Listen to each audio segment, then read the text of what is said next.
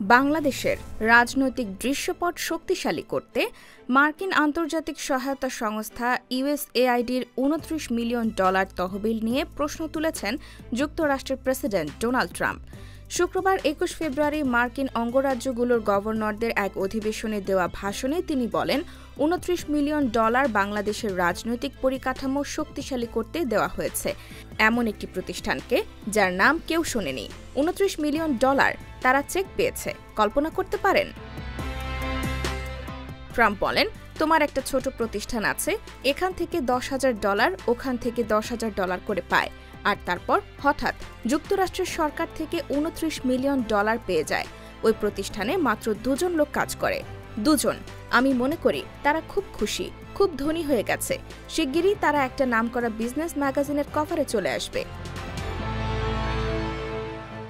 এ সময় ট্রাম্প আরও বলেন, ভোটার উপস্থিতির জন্য আমার বন্ধু নরেন্দ্র মোদি ও ভারতের কাছে $21 মিলিয়ন যাচ্ছে। আমরা ভারতের ভোটার উপস্থিতির জন্য $21 মিলিয়ন দিচ্ছি। আমাদের কি হবে? আমিও চাই ভোটার উপস্থিতি।